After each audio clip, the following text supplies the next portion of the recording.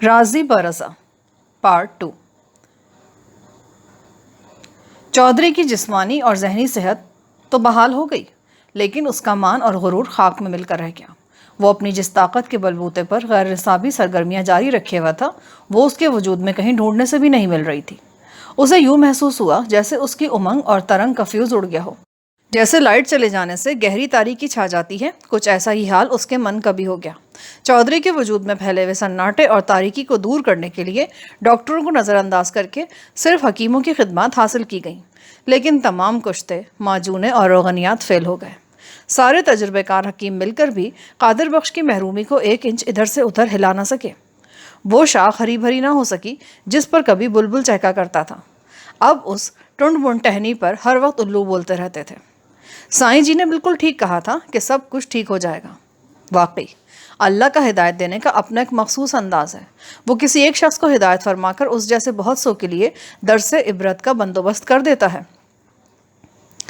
वो दिन और आज का दिन चौधरी कादिर बख्श अपनी इसी महरूमी के साथ जिंदा है, और देखने में यही आया है कि हर गुजरते दिन के साथ उसकी माकूलियत में इजाफा ही हो रहा है। आपको एक सुधरे हुए कादिर बख्श को देखने का इत्तेफाक हुआ है। चौधरी रहीम बख्श का अरसा पहले इंतकाल हो चुका। अब कादिर बख्श कोटली मुराद का बड़ा चौधरी है। उसका बड़ा बेटा नादिर बख्श छोटा चौधरी कहलाता है, और सुनने में आया है कि नादिर बख्श अपने बाप की तारीख दोहराने की कोशिश कर रहा है। रब खैर करे मलिक साहब। रब तो हमेशा खैर ही करता है हाजी साहब। ये बंदा ही बड़ा जालिम है जो दूसरों पर जुल्म करने का कोई मौका हाथ से जाने नहीं देता, और ख़ुद पर भी जुल्म करने से नहीं चूकता। हाजी मुबारक अली ने गंभीर लहजे में कहा, अल्लाह चौधरी नादिर अली को हिदायत दे। मैंने कदरे तलखी से कहा, अगर छोटे चौधरी ने अपनी रविश जारी रखी तो अल्लाह उसको भी कोई इबरतनाक हिदायत ही देगा। पता नहीं इंसान की अकल का घास चढ़ने चली जाती है। बाप का हसरतनाक अंजाम उसके सामने है, उसके बावजूद भी वो होश के नाखुन नहीं ले रहा। वैसे एक बात है हाजी साहब। कौन सी बात मलिक साहब? हाजी साहब, आप रिहायशी तो चक जमाल के हैं, लेकिन कोटली मुराद के चौधरियों की हिस्ट्री आपको ज़ुबानी याद है? वो जी, बात दरअसल ये है कि जब हिस्ट्री दिलचस्प और मसालेदार हो ना, तो उसे याद रखने की ज़रूरत नहीं पड़ती, अस खुद ही वो अजबर हो जाती है। चौधरी कादिर बख्श का मामला भी कुछ ऐसा ही है। हाँ, ये तो आप बिल्कुल दुरुस्त फरमा रहे हैं हाजी साहब। इधर मेरी बात ख़त्म हुई, इधर चौधरी कादिर बख्श बैठक में दाखिल हुआ। उसके अक़ब में 2 मुलाजिम सूरत अफराद भी नज़र आ रहे थे, जिनमें से एक ने ढकी हुई खासी बड़ी ट्रे उठा रखी थी। इस बात में किसी शक व शुबे की गुंजाइश नहीं थी कि कपड़े से ढकी मस्कूरा ट्रे में खातिरदारी के लवाजमात होंगे। मैं दिलचस्प नज़रों से चौधरी कादिर बख्श और उसके मुलाजमीन की कार्रवाई का जायज़ा लेने लगा। एक मुलाजिम ने कोने में पड़ी बड़ी सी चौबी मेज़ उठाकर हमारे सामने सजा दी। दूसरे ने अपने हाथों में उठाई हुई ट्रे को मस्कूरा मेज़ पर रख दिया, और फिर वो दोनों सवालिया नज़रों से अपने आका को देखने लगे। चौधरी ने आंखों ही आंखों में उन्हें वहाँ से जाने का इशारा कर दिया। जब वो वहाँ से चले गए तो चौधरी कादिर बख्श ने ट्रे से कपड़ा हटाया और बोला, मलिक साहब बिस्मिल्लाह करें। मैंने ट्रे में मौजूद लवाजमात का तनकीदी जायज़ा लिया। एक बड़ी सी प्लेट के अंदर कटे हुए आम रखे थे, जिनकी खुशबू से ही अंदाज़ा हो जाता था कि वह आमों की किस नस्ल और किस कबीले से ताल्लुक़ रखते हैं। आमों की एक बड़ी मकदार के अलावा एक कटोरे में पक्की हुई जामुनें भरी हुई थी, जिन्हें मुनासिब मसाला लगाकर यहाँ तक पहुँचाया गया था। नमक के साथ ही उन पर भुने और पिसे हुए ज़ीरे के आसार भी दिखाई दे रहे थे। तीसरा आइटम कच्ची नमकीन लस्सी से भरा हुआ एक जग था। जग के साथ ही 2 किंग साइज पीतल के गिलास भी रखे हुए थे। मौसम की मुनासिबत से ये खूबसूरत रिसेप्शन था। मैंने जायज़ा मुकम्मल करने के बाद चौधरी की तरफ देखा और कहा, इस तकल्लुफ़ी की ज़रूरत थी चौधरी साहब। आप भी कमाल करते हैं मलिक साहब। आप पहली मरतबा मेरे गरीब खाने पर तशरीफ़ लाए हैं। ये कैसे मुमकिन है कि आप कुछ खाए पिए बगैर यहाँ से चले जाएँ? ये तो इब्तिदाई तवाज़ो है। आप बिस्मिल्लाह करें। मैंने दोपहर के खाने के लिए भी खुसूसी अहकामात दे दिए हैं। आज आप मेरे मेहमान हैं चौधरी साहब। मेहमान नवाजी के लिए आपको और मौक़े मिलते रहेंगे। शायद आप भूल रहे हैं कि मैं यहाँ आपके पास एक बहुत ज़रूरी और हंगामी नौयत के काम से आया हूँ। मैं आपके जाने के बाद यही समझ रहा था कि आप बिल्कुल ठीक समझ रहे थे मलिक साहब। मैं आपकी आमद के मकसद को बिल्कुल नहीं भूला हूँ। मैंने अपने बंदों को काम पर लगा दिया है। अभी थोड़ी देर में पता चल जाएगा कि कोटली मुराद की कोई जवान लड़की अपने घर से गायब है या नहीं। आप खैर से बिस्मिल्लाह करें जनाब। और हमने बिस्मिल्लाह कर दी। कुदरत का हर निज़ाम बड़ा ही मुकम्मल और जामे है। वो मौसम और जोग्राफिया हालात के मुताबिक फल और सब्जियां पैदा करती है। موسم گرما میں حدت اور حرارت کے توڑ کے لیے تمام سبزیاں اور پھل گرم تاثیر رکھنے والے پیدا ہوتے ہیں۔ اسی طرح موسم سرما میں پیدا ہونے والی سبزیاں اور پھل ٹھنڈی تاثیر کے حامل ہوتے ہیں۔ لوہا لوہے کو کاٹتا ہے کہ اصول کے مطابق یہ سبزیاں اور پھل انسان کی صحت کے لیے انتہائی مفید ثابت ہوتے ہیں۔ جس طرح قدرت ایک دوسرے کا توڑ پیدا کرتی ہے، ویسے ہی میل بھی پیدا کرتی ہے۔ اگر گرمیوں کے موسم میں ملیریا پھیلانے کے لیے مچھر نمودار ہوتا ہے تو اس سے پہلے ہی مٹھا مارکیٹ میں آ جاتا ہے۔ باقاعدگی سے مٹھے چوسنے والوں کو ملیریا ہوتا ہے اور نہ ہی ٹائیفائڈ۔ ہیضہ پھیلانے والی مکھی کا مقابلہ کرنے کے لیے زیادہ سے زیادہ لیموں اور پیاز استعمال کرنا چاہیے۔ آم کے جوش، حدت اور تندی کو کنٹرول کرنے کے لیے اس کے ساتھ ساتھ جامن بھی آ جاتی ہے۔ کہتے ہیں آپ چاہے ایک جگہ بیٹھ کر سیرو آم کھا جائیں اور ان کے اوپر سے چند جامنیں کھا لیں تو ہر قسم کے مضر اثرات سے محفوظ ہو جائیں گے۔ اسی طرح نمکین کچی لسی بھی آم کی گرمی کے توڑ کے لیے استعمال کی جاتی ہے۔ چودھری قادر بخش نے آموں کی وافر مقدار کے ساتھ اس کے دونوں ممکنہ توڑ بھی ہماری خدمت میں پیش کر دیے تھے۔ یہ آم میرے ذاتی باغ کی سوغات ہیں۔ دسہری آم مجھے بہت پسند ہے۔ وہ کیا کہتے ہیں جناب کہ دانے دانے پر مہر لگی ہوتی ہے۔ آموں کا موسم تقریباً ختم ہونے والا ہے۔ آپ کا نصیب آپ کو یہاں کھینچ لایا، لہٰذا کسی قسم کے تکلف سے کام نہیں چلے گا ملک صاحب۔ ہم نے خوب سیر ہو کر آم کھائے۔ ہم نے آموں سے بھرپور انصاف کرتے ہوئے تمام تر تقاضے نبھا دیے تھے۔ اس دعوت عام سے فارغ ہوئے ہی تھے کہ پتہ چلا چودھری قادر بخش نے جن بندوں کو کام سے دوڑایا تھا وہ واپس آ گئے ہیں اور اپنے ساتھ ایک بوڑھی عورت کو بھی پکڑ لائے ہیں۔ اطلاعات لے کر آنے والے شخص کا نام معراج الدین عرف ماجھو تھا۔ ماجھو، کس مائی کو پکڑ کر لائے ہو؟ چودھری نے اطلاع کنندہ سے پوچھا۔ چودھری صاحب، وہ اللہ رکھی ہے نا، خوشیاں اندھے کی بیوی۔ خوشیاں تو کہیں آنے جانے کے قابل ہے نہیں۔ ہم اللہ رکھی کو حویلی میں لے آئے ہیں۔ اس کی بیٹی چیمو کے بارے میں پتہ چلا ہے کہ وہ 2 دن سے غائب ہے۔ ہو سکتا ہے کہ وہ لڑکی چیمو ہو جس کی لاش ادھر چک جمال کے کھیتوں میں پڑی ملی ہے۔ چودھری قادر بخش نے اپنے بندوں کو روانہ کرنے سے پہلے اس معاملے کے حوالے سے کافی تفصیل سے بتا دیا تھا۔ اس نے تہمکانہ انداز میں ماجھو سے کہا، اللہ رکھی کو ادھر لے کر آؤ۔ پھر وہ ہماری جانب دیکھتے ہوئے الجھن زدہ لہجے میں بڑبڑایا، اگر اللہ رکھی کی بیٹی چیمو 2 دن سے غائب ہے تو اس نے اس بات کو چھپا کر کیوں رکھا ہے؟ میں نے محسوس کیا کہ اللہ رکھی اور چیمو کا ذکر سن کر چودھری قادر بخش کچھ پریشان سا ہو گیا تھا، تاہم میں یہ اندازہ لگانے سے قاصر رہا کہ اس کی پریشانی کا سبب اور نوعیت کیا ہے۔ فوری طور پر میری سمجھ میں یہی آیا کہ وہ چونکہ کوٹلی مراد کا چودھری ہے، اس لیے اس کے گاؤں کی ایک لڑکی کی گمشدگی نے اسے گہری تشویش میں مبتلا کر دیا ہے۔ اللہ رکھی بیٹھک میں داخل ہوئی اور چودھری کے اشارے پر ایک طرف جا کر بیٹھ گئی۔ میں نے محسوس کیا کہ وہ بڑی چپ چپ اور اداس سی تھی۔ میں نے گہری نظروں سے اللہ رکھی کا جائزہ لیا۔ وہ کہیں سے بھی مجھے بوڑھی مائی نظر نہیں آئی۔ میرے اندازے کے مطابق اس کی عمر 40 اور 45 کے درمیان رہی ہوگی، تاہم اداسی اور غمزدگی کی کیفیت نے اس کی عمر میں 5-6 سال کا اضافہ ضرور کر دیا تھا۔ مجھے یہ سمجھنے میں بھی کوئی دقت محسوس نہیں ہوئی کہ وہ جوانی میں بڑی حسین و دلکش رہی ہوگی۔ اللہ رکھی سے ابتدائی پوچھ گچھ چودھری قادر بخش نے ہی کی۔ چیمو 2 دن سے غائب ہے اور تم منہ میں گھنگھنیاں ڈالے بیٹھی ہو اللہ رکھی۔ وہ نظریں جھکائے گہری سنجیدگی سے بولی، چودھری صاحب، مجھے کیا پتا تھا کہ وہ اچانک کہیں غائب ہو جائے گی۔ وہ تو ابھی ماجھو نے… کیا مطلب ہے تمہارا؟ کیا چیمو پچھلے 2 دن سے گھر میں نہیں تھی؟ مجھے بعد میں معلوم ہوا کہ چیمو کا اصل نام شمیم بی بی تھا۔ چودھری صاحب، آپ تو جانتے ہیں اس سال سیلاب نے کیا تباہی مچائی ہے۔ ہمارے گھر کو بھی بہت زیادہ نقصان پہنچا ہے۔ 2 کمروں کی دیواریں تو بالکل ہی بیٹھ گئی ہیں۔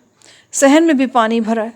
صرف ایک کمرہ سلامت بچا ہے جس میں ہم میاں بیوی نے ڈیرا جمایا ہوا ہے۔ 2 دن پہلے سخی ہمارے گھر آیا تھا۔ پتہ چلا کہ سخی اللہ رکھی کے دیور کا نام تھا۔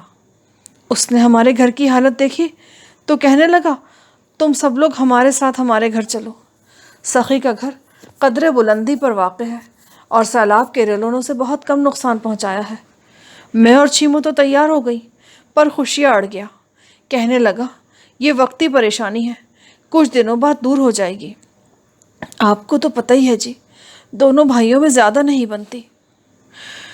جب خوشیاں نے سخی کے گھر جانے سے صاف انکار کر دیا تو وہ ضد کر کے چیمو کو اپنے ساتھ لے گیا۔ سخی کی 2 بیٹیاں رضوانہ اور سلطانہ چیمو کی ہی عمر کی ہیں اور ان کے ساتھ چیمو کی اچھی بنتی ہے۔ میں نے یہ سوچ کر اسے جانے دیا کہ چلو 2-3 دن وہ ان کے پاس گزار لے گی۔ میں تو اب تک یہی سمجھ رہی تھی کہ چیمو اپنے چاچے کے گھر ہے۔ یہ تو جب ماجھو نے بتایا کہ ادھر چک جمال میں کسی اجنبی نوجوان لڑکی کی لاش ملی ہے اور ایک تھانے دار تفتیش کرتے ہوئے ہمارے گاؤں آیا ہے تو مجھے پریشانی ہو گئی جی۔ چودھری قادر بخش نے اللہ رکھی کی بات مکمل ہونے سے پہلے ہی میرا تعارف کرا دیا۔ یہ ملک صفدر حیات صاحب ہیں، اس علاقے کے تھانہ انچارج، یہی اس سارے معاملے کی تفتیش کر رہے ہیں۔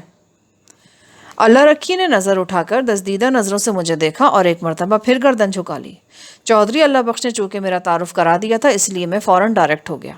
میں نے اپنے سامنے بیٹھی ہوئی ادھیڑ عمر افسردہ عورت کو مخاطب کرتے ہوئے کہا، اللہ رکھی، جب تمہیں ماجھوں کی زبانی پتہ چلا کہ چک جمال میں کسی لڑکی کی لاش ملی ہے اور میں اس لڑکی کا سراغ لگانے وہاں سے کوٹلی مراد پہنچا ہوں تو تم نے کیا کیا؟ چھیموں کا باپ تو اپنی آنکھوں سے مجبور ہے جی، اس کی بینائی اتنی کمزور ہو گئی ہے کہ ہاتھ کو ہاتھ سجائی نہیں دیتا۔ لوگوں نے تو اسے اندھا خوشیہ کہنا شروع کر دیا ہے۔ میں نے خوشیہ کو گھر میں چھوڑا اور سیدھی ماجھو کے ساتھ سخی کے گھر پہنچی۔ وہاں سے مجھے ایک بہت ہی بری خبر سننے کو ملی۔ سخی تو اس وقت گھر میں موجود تھا نہیں، پر اس کی بیوی اور دونوں بیٹیوں نے مجھے بتایا کہ چیمو جس صبح وہاں گئی تھی اسی شام واپس آ گئی تھی۔ اس نے رضوانہ اور سلطانہ سے کہا کہ اس کا دل نہیں لگ رہا، لہٰذا وہ واپس اپنے گھر جا رہی ہے۔ وہ لوگ یہی سمجھ رہے تھے کہ چیمو اپنے گھر میں ہے، اور ہم میاں بیوی کا خیال تھا کہ چیمو اپنے چاچا کے گھر ہے۔ اللہ کرے وہ میری چیمو نہ ہو۔ وہ سے اس کی مراد ظاہر ہے وہی لڑکی تھی جس کی لاش کل صبح ہمیں کھیتوں سے ملی تھی۔ میں نے واقعات اور شواہد کا جائزہ لیا تو سمجھ میں یہ آیا کہ 9 اگست کی صبح چیمو اپنے گھر سے اپنے چاچے سخی کے گھر پہنچی اور پھر اسی شام وہ واپس اپنے گھر آنے کے لیے چاچا کے گھر سے نکلی، لیکن اللہ رکھی کے کہنے کے مطابق وہ گھر نہیں پہنچی۔ وہ دونوں میاں بیوی سمجھتے رہے کہ سخی کے گھر پہ چیمو موجود ہے، اور سخی وغیرہ اس بات پر مطمئن رہے کہ لڑکی واپس اپنے گھر چلی گئی ہے۔ اس کا واضح مطلب یہی تھا کہ چیمو کے ساتھ جو بھی واقعہ پیش آیا تھا وہ 9 اگست کی شام یا رات کو پیش آیا تھا، کیونکہ اگلی صبح یعنی 10 اگست کو ہمیں مبارک علی کے کھیتوں میں سے ایک اجنبی نوجوان لڑکی کی لاش ملی تھی۔ میں نے تفتیش کو آگے بڑھانے سے پہلے ایک بات کی تصدیق کر لینا ضروری سمجھا۔ اللہ رکھی، مجھے نہیں لگتا کہ تمہاری دعا قبول ہو سکے گی۔ مجھے جس لڑکی کی لاش چک جمال کے کھیتوں سے ملی ہے میں اس کا حلیہ بیان کرتا ہوں۔ تم توجہ سے میری بات سنو اور بتاؤ کہ وہ تمہاری بیٹی چیمو پر کتنے فیصد فٹ بیٹھتا ہے۔ عمر 19-20 کے درمیان، جسم دبلا پتلا، رنگت گندمی، دراز قد، بڑی بڑی ہرنی جیسی آنکھیں، چہرے کے نقش و نگار انتہائی پرکشش اور دلکش، ناک پر بائیں طرف مسور کے دانے کے برابر ایک تل، اور یہ تو ہو بہو چیمو کا حلیہ جناب۔ میری بات پوری ہونے سے پہلے ہی چودھری قادر بخش بول اٹھا، پھر اضطراری لہجے میں اللہ رکھی سے بولا، ہے نا اللہ رکھی؟ اللہ رکھی نے جواب دینے کی بجائے رونا شروع کر دیا۔ بیٹھک کی فضا یکلخت ماتمی ہو گئی۔ اللہ رکھی کے ماتمی رد عمل سے یہ بات پائے ثبوت کو پہنچ گئی کہ حاجی مبارک علی کے کھیتوں میں سے گزشتہ صبح ہمیں جس اجنبی لڑکی کی لاش ملی تھی وہ شمیم عرف چیمو تھی۔ میں نے افسوسناک انداز میں سر ہلاتے ہوئے چودھری سے کہا، چودھری صاحب، کوٹلی مراد کوئی بہت بڑا گاؤں تو ہے نہیں، ایک ہی گاؤں میں رہتے ہوئے ایسی بے خبری سخی اینڈ کمپنی سمجھتے رہے۔ چیمو اپنے گھر چلی گئی اور چیمو کے والدین مطمئن رہے کہ وہ اپنے چاچا کے گھر مزے سے رہ رہی ہے۔ یہ ساری خرابی اس سیلاب کی وجہ سے پیدا ہوئی ہے ملک صاحب۔ سیلاب کے پانی نے جو افراتفری مچائی ہے نا، اس نے ہر بندے کی مت مار دی ہے۔ قدرتی آفات کے نتیجے میں اس نوعیت کے سنسنی خیز واقعات تو رونما ہوتے ہی رہتے ہیں جناب۔ مجھے چودھری کی اس بات سے پوری طرح اتفاق تھا۔ زلزلہ ہو، بادی طوفان ہو یا سیلاب، جب یہ قدرتی آفات نازل ہوتی ہیں تو بڑے ہولناک اور عبرت انگیز واقعات جنم لیتے ہیں۔ مجھے یقین ہو گیا کہ 9 اگست کی شام چیمو کے ساتھ کوئی ایسا خطرناک سانحہ پیش آیا تھا جس کے نتیجے میں وہ بد نصیب لڑکی مردہ حالت میں چک جمال جا پہنچی تھی، اور مجھے اسی سانحے کا پتہ لگانا تھا۔ اس بات کے امکانات 50-50 تھے کہ چیمو کسی اتفاقی حادثے کا شکار ہوئی تھی یا اسے اس جان لیوا حادثے کا شکار بنایا گیا تھا۔ مجھے امید تھی کہ پوسٹ مارٹم کی رپورٹ صورتحال کو مکمل طور پر واضح کر دے گی۔ چودھری صاحب، اللہ رکھی تو ہر صورت میں میرے ساتھ چک جمال جائے گی تاکہ اس نامعلوم لڑکی کی لاش دیکھ کر اس کے چیمو ہونے کی تصدیق کر سکے، لیکن کوٹلی مراد سے روانہ ہونے سے پہلے میں سخی اور اس کے گھر والوں کے بھی مکمل بیانات لینا چاہتا ہوں۔ ذرا پتہ تو چلے وہ لوگ اس سلسلے میں کیا کہتے ہیں۔ آپ کو ان لوگوں سے پوچھ تاچھ کرنے کے لیے کہیں ضرورت نہیں ہے جانے کی ملک صاحب، میں سخی محمد اس کے گھر والوں کو در حویلی میں بلا لیتا ہوں۔ چودھری کا آئیڈیا مجھے پسند آیا، لہٰذا میں نے اس سے اتفاق کر لیا۔ اگلے 1-1.5 گھنٹے میں سخی محمد، اس کی بیوی شبانہ اور اس کی دونوں بیٹیوں رضوانہ اور سلطانہ کا میں انٹرویو کرتا رہا۔ میں نے ان سے مختلف زاویوں سے گھما پھرا کر درجنوں سوالات کیے، لیکن کوئی بھی نئی یا اہم بات سامنے نہیں آ سکی۔ ان تمام لوگوں کے بیانات کا لب لباب یہی تھا کہ 9 اگست کی شام جب چیمو اپنے گھر واپس چلی گئی تو وہ مطمئن ہو گئے۔ انہوں نے یہ تصدیق کرنا ضروری نہیں سمجھی کہ آیا وہ اپنے گھر پہنچی ہے یا نہیں۔ ان کے نزدیک کوئی خاص یا اہم بات نہیں تھی، کیونکہ وہ ایک ہی گاؤں میں رہتے ہوئے وہ لوگ ایک دوسرے کے گھر آتے جاتے رہتے تھے، لہٰذا سقی محمد اور اس کے گھر والے بھی اس حوالے سے مطمئن بیٹھے تھے۔ یہ ساری تفتیشی کارروائی چونکہ چودھری قادر بخش کی بیٹھک میں ہو رہی تھی اور وہ وہاں بنفس نفیس موجود تھا، اسی لیے ایک وقفے کے دوران میں نے اس سے کہا، چودھری صاحب، اللہ رکھی اور دیگر لوگوں سے میں نے جو کچھ پوچھنا تھا پوچھ لیا۔ میرا خیال ہے انہیں باہر بھیج دیں تاکہ ہم آپس میں چند اہم امور پر گفتگو کر سکیں۔ اس نے فوراً میری فرمائش پوری کر دی۔ جب بیٹھک میں صرف ہم تینوں رہ گئے تو میں نے چودھری سے پوچھا، آپ کیا کہتے ہیں جناب؟ ملک صاحب، حالات و واقعات کی روشنی میں تو میں اسی نتیجے پر پہنچا ہوں کہ چیمو اس شام اپنے چاچے کے گھر سے نکلی اور اپنے گھر آنے کے بجائے دریا کی سمت نکل گئی۔ آپ جانتے ہیں آج کل یہ دریا کتنا وحشی اور خطرناک ہو رہا ہے۔ اس کے کنارے جگہ جگہ سے ٹوٹ چکے ہیں اور کناروں کے جو حصے سلامت ہیں ان کا بھی کوئی بھروسہ نہیں۔ ممکن ہے چیمو ایسے ہی کسی کنارے کے حصے کو سلامت سمجھ کر اس پر جا کھڑی ہوئی ہو اور پھر اسے پتہ ہی نہ چلا ہو کہ وہ کب کنارے کی مٹی کے ساتھ چیختے چنگھاڑتے دریا میں پہنچ گئی۔ کوٹلی مراد اور چک جمال میں کم از کم 3 میل کا فاصلہ حائل ہے۔ چیمو بیچاری کو تیرنا ویرنا تو آتا نہیں ہوگا، پتہ نہیں وہ کب موت کے منہ میں چلی گئی اور اس کی لاش دریا کے پانی کے ساتھ ساتھ آپ کے علاقے میں جا پہنچی۔ چودھری صاحب، آپ نے حالات و واقعات کا جو تجزیہ فرمایا ہے ان میں چند ایک باتوں پر مجھے سخت اعتراض ہے، جن میں سر فہرست تو یہی ہے کہ چیمو مزے سے ٹہلتے ہوئے دریا کے کنارے پر پہنچی ہوگی۔ اس خونی دریا نے پچھلے چند دنوں سے جو تباہ کاری بپا کر رکھی ہے، اس کے پیش نظر کوئی لڑکی اس کے ہولناک نظاروں سے لطف اندوز ہونے کے لیے ادھر کا رخ نہیں کر سکتی، اور وہ بھی شام کے وقت۔ میں نے اس لڑکی کی لاش کو پوسٹ مارٹم کے لیے روانہ کرنے سے پہلے جائے وقوع پر اس کا اچھی طرح معائنہ کیا تھا اور اس کی حالت سے اندازہ ہوتا تھا کہ وہ پانی میں ڈوب کر نہیں مری۔ آپ اچھی طرح جانتے ہیں چودھری صاحب، ڈوب کر مرنے والے افراد کی لاشوں کا کیا حشر ہوتا ہے۔ اس نوعیت کی موت میں مردے کے جسم میں پانی کی وافر مقدار بھر جاتی ہے، جس کے سبب اس کا پھول جانا ایک لازمی امر ہے۔ علاوہ سے اس کی جلد کے رنگ میں بھی نمایاں تبدیلی رونما ہوتی ہے۔ اس لڑکی کی لاش کی حالت تو یہ بتاتی ہے کہ وہ دریا کے پانی کے ساتھ بہتے ہوئے چک جمال کے کھیتوں میں پہنچی ہے، لیکن یہ کہیں سے ظاہر نہیں ہوتا کہ وہ اس دریا میں ڈوب کر مری ہوگی۔ اب تو ایک ہی قوی امکان باقی رہ جاتا ہے، اور وہ یہ کہ اس لڑکی یعنی چیمو کی لاش کو دریا برد کیا گیا ہو اور وہ لاش پانی کے ساتھ ساتھ تیرتے ہوئے کوٹلی مراد سے چک جمال جا پہنچی ہو۔ اور اس صورت میں یہ سوچنا لازم ہو جاتا ہے کہ چیمو طبعی موت نہیں مری، بلکہ اسے موت کے گھاٹ اتارا گیا ہے اور پھر مردہ حالت میں دریا میں پھینک دیا گیا ہے۔ آپ میری بات سمجھ رہے ہیں نا؟ چودھری نے گمبھیر انداز میں ہوں کی اور کسی گہری سوچ میں ڈوب گیا۔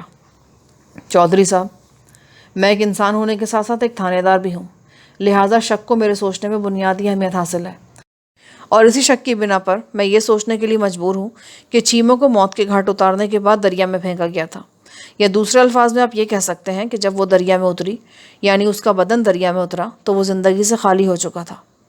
خیر، بس آج شام تک کی بات ہے۔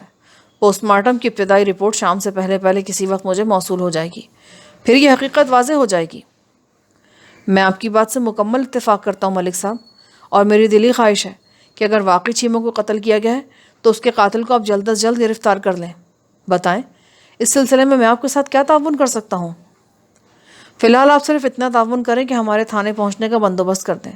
ہم دونوں سائیکلوں پر سوار ہو کر یہاں پہنچے تھے، لیکن واپسی میں اللہ رکھی بھی ہمارے ساتھ ہوگی، لہٰذا کسی تانگے وغیرہ کا انتظام ہو جائے تو بہت اچھی بات ہے۔ حویلی میں میرے ذاتی استعمال کا تانگا موجود ہے جی، آپ لوگ اس تانگے میں بیٹھ کر جا سکتے ہیں، پر میری ایک چھوٹی سی درخواست ہے جناب۔ جی فرمائیں چودھری صاحب۔ کھانے کا وقت ہو گیا ہے اور کھانا بھی بالکل تیار ہے، میں آپ کو کھانا کھائے بغیر جانے نہیں دوں گا۔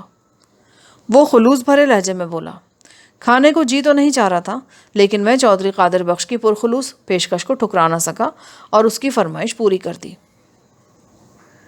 وہ ایک سجا سجایا تانگا تھا۔ ظاہر ہے چودھری قادر بخش کی ذاتی سواری کی سجاوٹ تو لازمی بات تھی۔ واپسی کے سفر میں سقی محمد بھی ضد کر کے ہمارے ساتھ شامل ہو گیا۔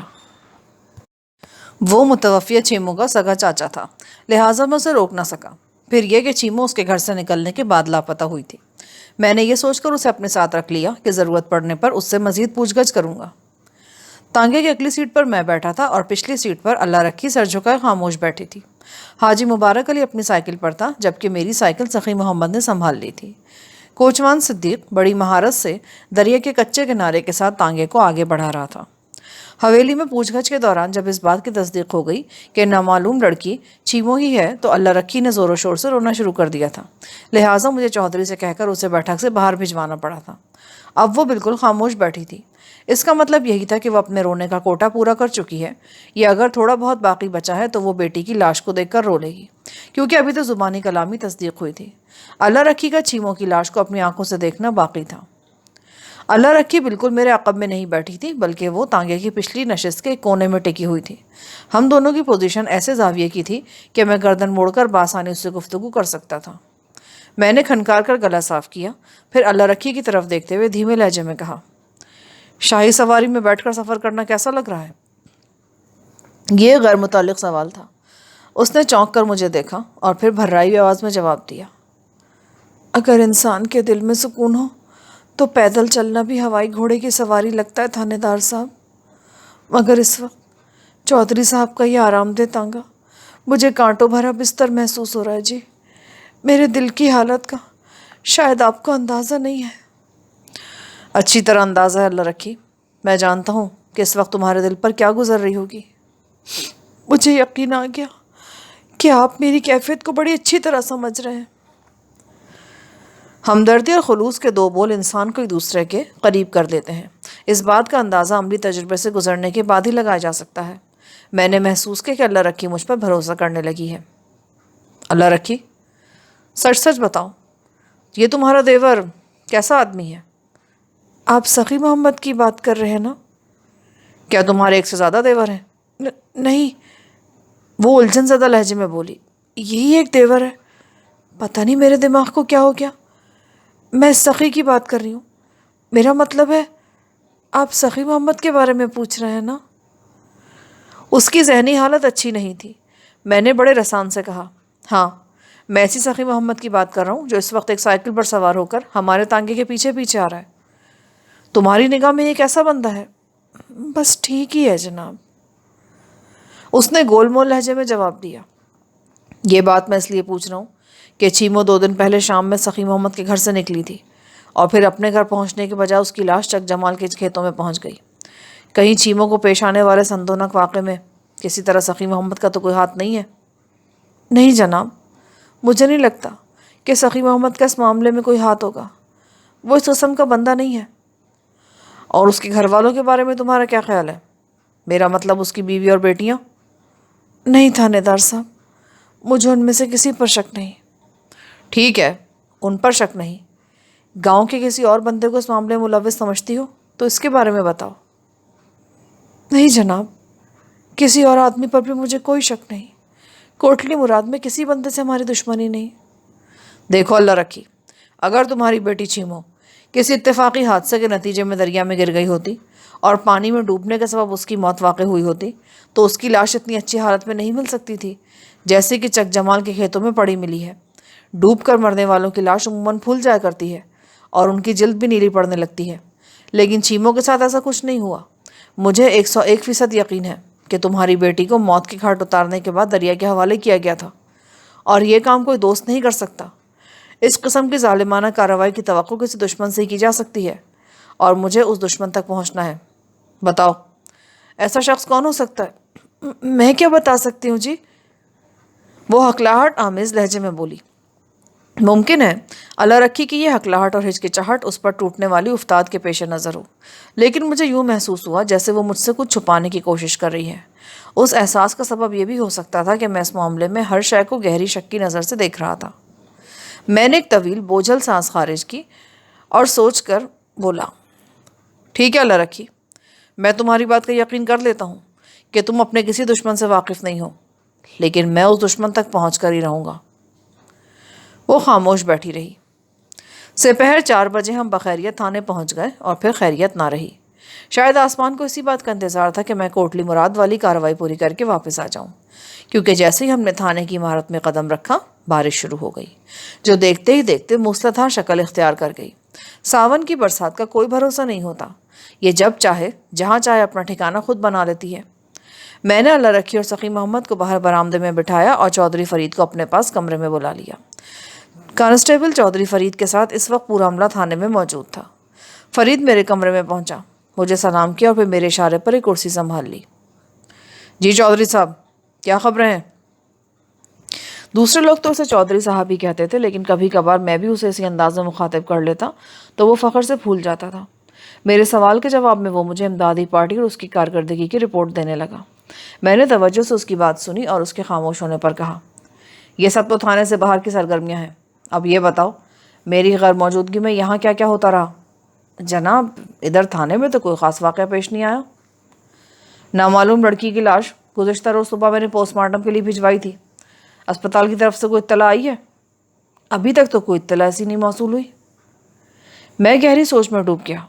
मलिक साहब, आप कोटली मुराद से जिन लोगों को साथ लाए उनका ताल्लुक़ क्या उस नामालूम लड़की से है? तुम्हारा अंदाज़ा बिल्कुल दुरुस्त है। उनमें एक लड़की की मां अल्लाह रखी है, दूसरा उसका चाचा सखी मोहम्मद और तीसरा चौधरी कादिर बख्श का मुलाजिम कोचवान मोहम्मद सिद्दीक, और हाजी मुबारक अली तो यहाँ से मेरे साथ ही गया था। क्या ये लोग लड़की की लाश लेने आए हैं? हाँ, उस नामालूम लड़की का नाम भी मालूम हो गया है। जिस लड़की की लाश हाजी मुबारक के खेतों में पड़ी मिली थी उसका नाम शमीम बीबी और चीमो है। कुछ पता चला चीमो के साथ क्या वाक़या पेश आया था? हालात तो वाक़या तो अभी तक यही बताते हैं कि जब वो दरिया के पानी में शामिल हुई तो ज़िंदगी की बाजी हार चुकी थी। उसकी मौत पानी में डूबने से वाक़ई नहीं हुई।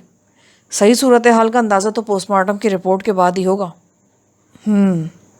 फरीद, मैंने तुम्हें ख़ास काम से अपने पास बुलाया।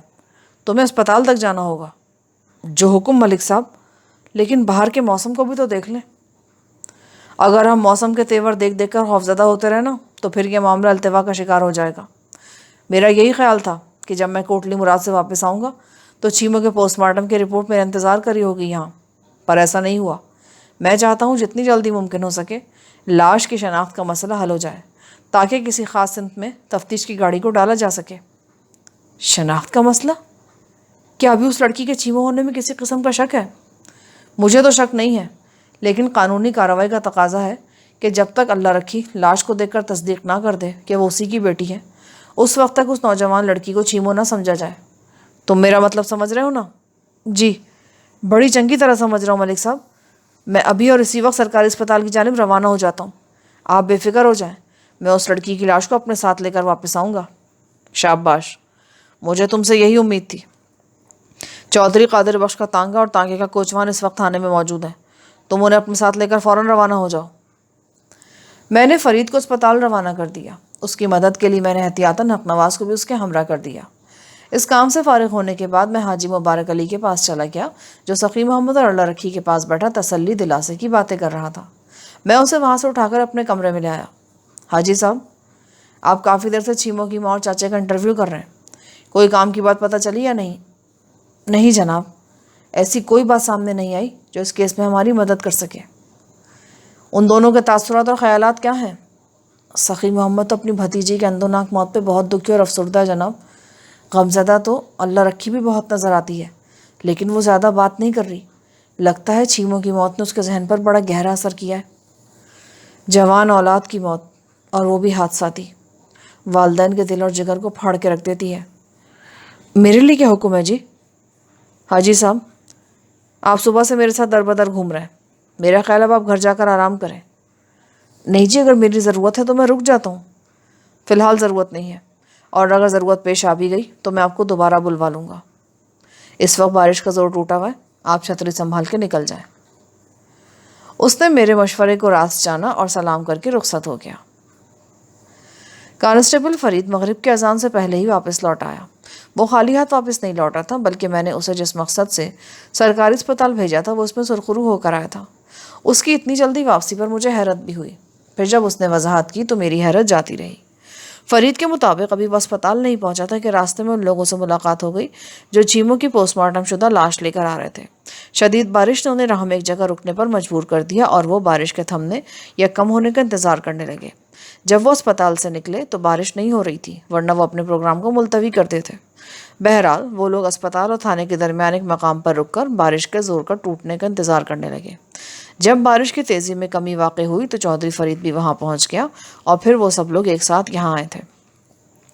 میں نے اسپتال کے متعلقہ عملے سے لاش اور پوسٹ مارٹم رپورٹ وصول کرنے کے بعد ضروری کاغذات پر دستخط کیے اور انہیں رخصت کر دیا۔ اس وقت تک بارش پوری طرح رک گئی تھی۔